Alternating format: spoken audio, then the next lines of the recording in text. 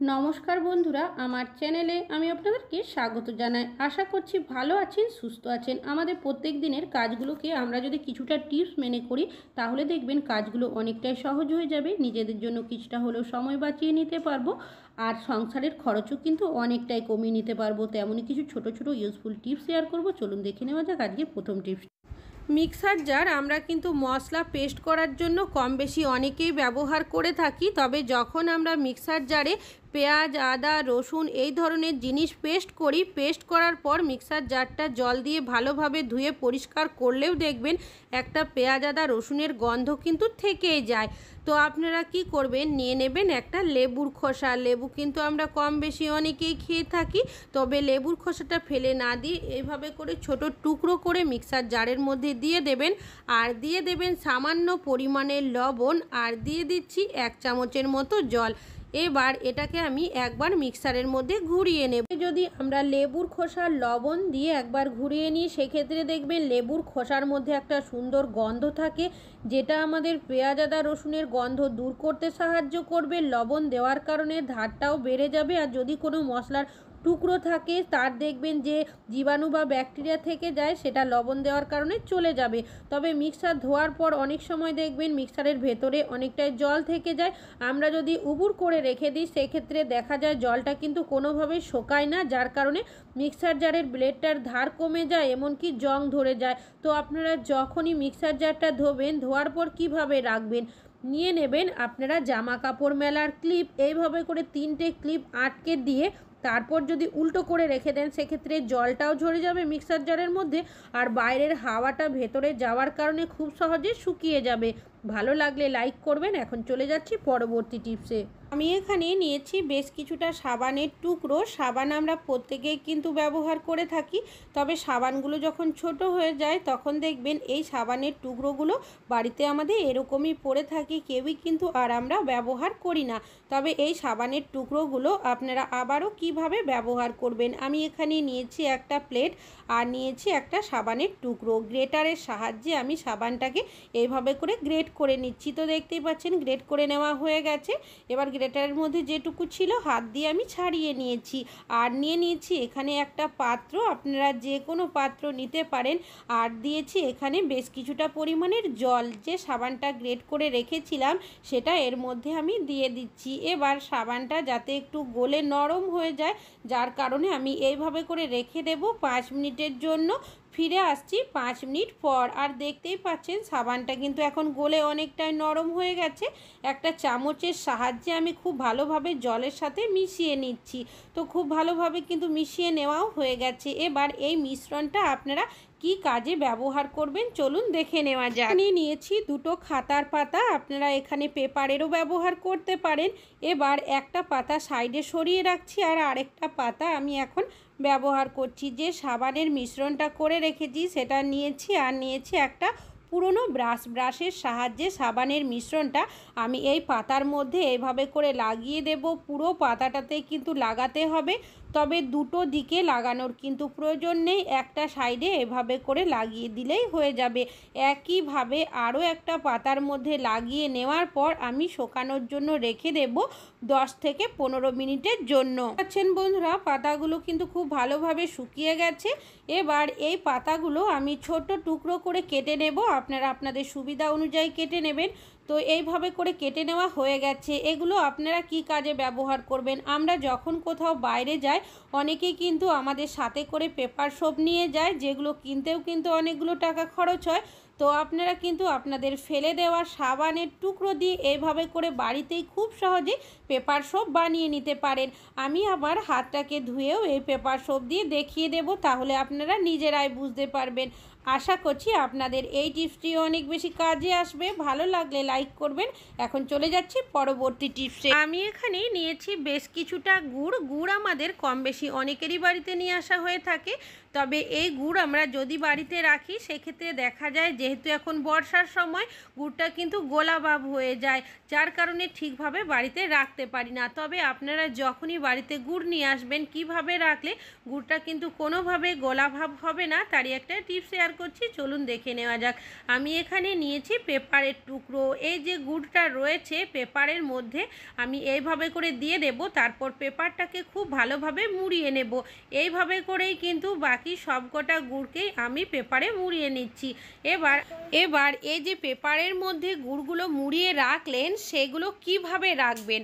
আমাদের অনেকেরই বাড়িতে কিন্তু মুড়ি নিয়ে আসা হয়ে থাকে, তো মুড়ি যে কৌটো বা জারের মধ্যে আপনারা রাখেন তার মধ্যে এই গুড়গুলোকে এইভাবে করে পেপারে মুড়িয়ে রেখে দেবেন। এইভাবে যদি গুড় রাখা হয় সেক্ষেত্রে দেখবেন কোনো দিনই কিন্তু গুড়টা গোলাভাব হবে না। আশা করছি এই টিপসটা আপনাদের অনেক বেশি কাজে আসবে। ভালো লাগলে লাইক করবেন। এখন চলে যাচ্ছি পরবর্তী টিপসে। আমি এখানে নিয়েছি একটা ইনার। আমরা অনেকেই কিন্তু এই ধরনের ইনারের ব্যবহার করে থাকি, তবে বেশ কিছুদিন ব্যবহার করার পর দেখবেন ইনারটা ঠিক থাকলেও ইনারের যে ফিতেটা থাকে সেটা অনেকটাই ঢিলে হয়ে যায়, যার কারণে কাঁধের থেকে অনেকটাই নিচের দিকে নেমে যায়। তখন আমরা আর কেউই কিন্তু এই ধরনের ইনারগুলো ব্যবহার করি না, বাদ দিয়ে দিই। তবে এই ইনারগুলো বাদ না দিয়ে আপনারা কিন্তু আরও বেশ কিছুদিন ব্যবহার করতে পারবেন। তো আমি এখানে নিয়েছি সুচ আর সুতো। ইনারের যে ফিতেটা রয়েছে তার ভিতরের সাইড দিয়ে আমি এইভাবে করে সুচটাকে পরিয়ে নেব, তারপর সেলাই করে নেব। কাজটি কিভাবে করছি সেটা একটু মন দিয়ে দেখলেই বুঝতে পারবেন।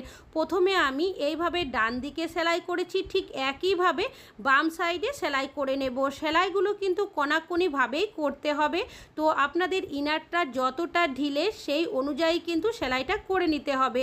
তো এইভাবে করেই আমি বেশ কিছুটা সেলাই করার পর আপনাদেরকে দেখিয়ে দিচ্ছি। তো দেখতেই পাচ্ছেন বন্ধুরা, আমি বেশ কিছুটা এইভাবে সেলাই করে নিয়েছি। এবার ওপরের যে সুতোটা রয়েছে সেটা যদি আমরা এইভাবে করে টেনে নিই তাহলেই দেখবেন এই ইনারের ফিতের মধ্যে একটা ফুলের মতো ডিজাইন তৈরি হয়ে যাবে।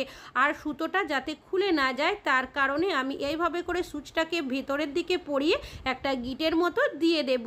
আপনাদের যদি ইনারের ফিতেটা ঢিলে হয়ে যায় সেক্ষেত্রে কিন্তু আপনারা এইভাবে করে টাইটও করে নিতে পারবেন। তাছাড়াও ইনারটাও কিন্তু দেখতে অনেকটাই সুন্দর লাগবে। এইভাবে করে আরও একটা ইনারের যে ফিতে রয়েছে সেটাকেও আমি কোনাকুনিভাবে সেলাই করে নেওয়ার পর সুতোটাকে টেনে ফুলের মতো করে নিচ্ছি। তো দেখতেই পাচ্ছেন বন্ধুরা, দুটো ফিতেই কিন্তু আমি এইভাবে ফুলের মতো বানিয়ে নিয়েছি। আর দেখতে তো সুন্দর লাগছেই, ইনারের যে ঢিলেটা ছিল ফিতের মধ্যে সেটাও কিন্তু এখন অনেকটাই টাইট হয়ে গেছে। আশা করছি আপনাদের এই টিপসটিও অনেক বেশি কাজে আসবে। ভালো লাগলে লাইক করবেন। এখন চলে যাচ্ছি পরবর্তী টিপসে। আমরা প্রত্যেকেই কিন্তু বাসনপত্র ধুয়ে থাকি, তবে বাসন ধোয়ার পর বাসনের মধ্যে যে এক্সট্রা জল থাকে সেটা ঝরানোর জন্য আমরা এইভাবে করে বাসনগুলোকে উল্টো করে রেখে দিই।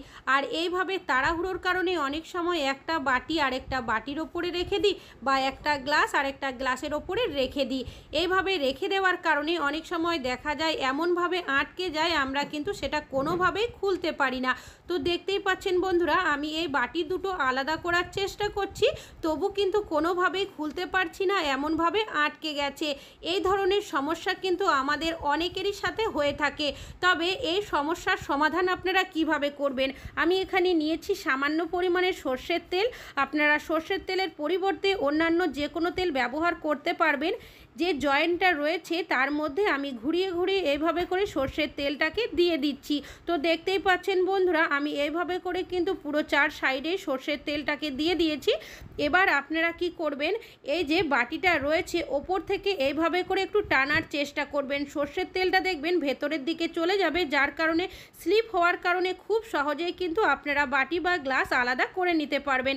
আশা করছি এই টিপসটা আপনাদের অনেক বেশি কাজে আসবে। ভালো লাগলে লাইক করবেন। এখন চলে যাচ্ছি পরবর্তী টিপসে। প্রত্যেকেরই বাড়িতে কিন্তু কম বেশি নিয়ে আসা হয়ে থাকে, তবে দেখবেন যখন জ্যান্ত মাছ নিয়ে আসা হয় জ্যান্ত মাছের মধ্যে কিন্তু অনেকটাই বিজল পদার্থ থাকে, যার কারণে মাছটা কিন্তু আমাদের বারবার জল দিয়ে ধুয়ে পরিষ্কার করতে হয়। এতে করে স্বাদও কিন্তু অনেকটাই চলে যায়।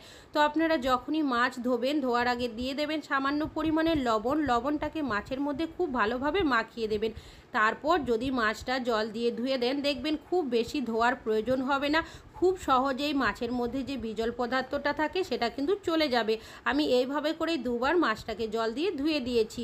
তবে মাছটা ধোয়ার পর সমস্যা হয় একটাই, আমাদের হাতের থেকে দেখবেন একটা আষ্টে গন্ধ কিন্তু বেরোতেই থাকে, যার কারণে আমরা যে জিনিসেই হাত দিই না কেন সেই জিনিসপত্রের মধ্যে আষ্টে গন্ধ ছাড়তে থাকে। তো আপনারা কি করবেন, মাছ ধোয়ার পর নিয়ে নেবেন চায়ের পাতা, যে চা আমরা খেয়ে থাকি চা পাতাটা ছেঁকে ফেলে না দিয়ে আপনারা রেখে দেবেন। তারপর দুটো হাতের মধ্যে খুব ভালোভাবে ঘষে নেবেন। এইভাবে যদি চা পাতা দিয়ে ঘষে হাতটা ধুয়ে নেন সেক্ষেত্রে দেখবেন হ্যান্ড ওয়াশ, সাবান কোনো কিছুরই কিন্তু প্রয়োজন হবে না, খুব সহজেই আষ্টে গন্ধ চলে যাবে। ভালো লাগলে লাইক করবেন। এখন চলে যাচ্ছি পরবর্তী টিপস। আমি বন্ধুরা দেখতে পাচ্ছেন আমি এখানে নিয়েছি বেগুন। বেগুন কিন্তু আমরা কম বেশি অনেকে বাড়িতে নিয়ে আসি, এবং বেগুনের নানা ধরনের রেসিপি বানিয়ে থাকি। অনেক সময় বেগুনের মধ্যে যদি বীজ হয়ে যায় সেক্ষেত্রে বেগুনের যাই রেসিপি বানাই না কেন খেতে একদমই ভালো লাগে না। আমরা অনেকে বাজারে গিয়ে কিন্তু বুঝতে পারি না যে বেগুনের মধ্যে বীজ আছে কি নেই, আর বাড়িতে আসার পর যখনই আমরা কাটতে যাই দেখা যায় বেগুনের মধ্যে বীজ রয়েছে। আপনারা যখনই বেগুন কিনবেন কিভাবে কিনবেন, যে বেগুনটা আপনারা হাতে নিয়ে দেখবেন একদমই ভালো লাগে হালকা, সেই বেগুনে দেখবেন বীজের পরিমাণ কম থাকে। আর যদি একটু দেখে নেবেন, যদি দেখেন বেগুনটা তুলনামূলকভাবে অনেকটাই ভারী সেক্ষেত্রে সেই বেগুনের মধ্যে কিন্তু বীজের পরিমাণ অনেকটাই বেশি থাকে। আর যদি হালকা হয় সেই ক্ষেত্রে বীজ কিন্তু অনেকটাই কম থাকে। আমার বেগুনটা কিন্তু তুলনামূলকভাবে অনেকটাই হালকা, যার কারণে এই বেগুনের মধ্যে কিন্তু খুব বেশি পরিমাণের বীজ নেই। তো আমি কেটেও আপনাদেরকে দেখিয়ে দিচ্ছি। তাহলে বন্ধুরা আশা করছি আপনাদের এই টিপসটি অনেক বেশি কাজে আসবে। ভালো লাগলে লাইক করবেন। এখন চলে যাচ্ছি পরবর্তী টিপস। নিয়েছি একটা বাচ্চাদের জিন্স প্যান্ট, বাচ্চা হোক কি বড়, আমরা অনেকেই কিন্তু এই ধরনের জিন্স প্যান্টের ব্যবহার করে থাকি। বা যখন দেখবেন মোটা কোনো জামা কাপড় আমরা ব্যবহার করি আর সেটা যদি কোনোভাবে ফেটে যায় বা ছিঁড়ে যায় অল্প, আমরা কিন্তু কেউই দোকানে দর্জির কাছে যাই না, বাড়িতেই কিন্তু সুচ সুতো রেখে দিই সেলাই করার জন্য। তবে যখন আমরা সেলাই করতে যাই অনেক সময় দেখা যায় ঠিকভাবে কিন্তু সেলাইটা করতে পারি না, কেন কি কখনো সূচের মধ্যে দেখা যায় মরচে বা জং পড়ে যায়, আবার অনেক সময় দেখা যায় সূচের মুখটা ভোঁতা হয়ে যায়। আপনাদের কাছে যদি এক্সট্রা কোনো সূচ আর না থাকে সেক্ষেত্রে দেখবেন অনেকটাই সমস্যার মধ্যে পড়তে হয়। আপনাদের যদি এই ধরনের সমস্যা হয় আপনারা কি করবেন, নিয়ে নেবেন একটা নেল কাটার। নেল কাটারের মধ্যে যে একটা অমসৃণ জায়গা থাকে যেটাকে আমরা ফাইল বলে থাকি, তার মধ্যে যদি আপনারা সূচটাকে এইভাবে করে কিছু সেকেন্ড ঘষে নেন তাহলে দেখবেন সূচের মধ্যে যদি কোনো মরচে পড়ে যায় সেটাও চলে যাবে, আর সূচের মুখটা যে ভোঁতা হয়ে যায় সেটা কিন্তু অনেকটাই ধারালো হয়ে যাবে। তারপর যদি আপনারা এই সূচটা দিয়ে কোনো ফাটা জায়গা সেলাই করেন সেক্ষেত্রে দেখবেন খুব সহজেই কিন্তু আপনারা সেলাইটি করে নিতে পারবেন। যদিও আমার এই প্যান্টটা ছিঁড়ে যায়নি, আপনাদেরকে দেখানোর জন্যই কিন্তু সেলাইটা করে নিচ্ছি। আশা করছি আপনাদের এই টিপসটি অনেক বেশি কাজে আসবে। ভালো লাগলে লাইক করবেন। এখন চলে যাচ্ছি পরবর্তী টিপসে। ইলেকট্রিক বোর্ডের সামনে আমরা যখন ইলেকট্রিক বোর্ডের মধ্যে ফোন চার্জ দিই অনেকেরই দেখবেন আশেপাশে কোনো হোল্ডার থাকে না যার মধ্যে আমরা ফোনটা চার্জ দেব। তাছাড়াও যখন কোথাও ঘুরতে যাই এই সমস্যাটা কিন্তু অনেক সময় আমাদের সাথে হয়ে থাকে। তখন আমরা কি করি, যে ফোন চার্জ দেওয়ার জন্য চার্জারের ওপরেই ফোনটাকে রেখে দিই। তো এইভাবে যদি রেখে দেওয়া হয় অনেক সময় কি হয়, ফোনটা যদি কোনোভাবে পড়ে যায় আমাদের কিন্তু ফোনটা ভেঙে যাওয়ার সম্ভাবনা থাকে। তো আপনারা এইভাবে চার্জারের মধ্যে ফোনটা চার্জ না দিয়ে একটা কাজ করে নিতে পারেন। প্লাস্টিক, এই ধরনের প্লাস্টিক কিন্তু আমাদের কম বেশি অনেকেরই বাড়িতে থাকে। প্লাস্টিকটাকে আমি চার্জারের তারের মধ্যে এইভাবে করে পরিয়ে দিয়ে যে অ্যাডাপ্টারটা রয়েছে চার্জারের তার মধ্যে এইভাবে হ্যাং করে দেব। এবার আপনারা কি করবেন, এই চার্জারের তারটা ফোনের মধ্যে লাগিয়ে তারপর ফোনটাকে প্লাস্টিকের মধ্যে রেখে দেবেন, তাহলে কিন্তু ফোনটার কোনোভাবে পড়ে যাবে না। আশা করছি আপনাদের এই টিপসটি অনেক বেশি কাজে আসবে। ভালো লাগলে লাইক করবেন। এখন চলে যাচ্ছি পরবর্তী টিপসে। চার্জ দেওয়ার পরেও অনেক সময় দেখা যায় যে ইলেকট্রিক বোর্ডের সুইচটা কিন্তু আমরা অফ করতে ভুলে যাই। এইভাবে যদি আমরা অন করে রেখে দিই সেক্ষেত্রে দেখা যায় আমাদের ইলেকট্রিক বিল কিন্তু অনেকটাই বেশি পুড়ে।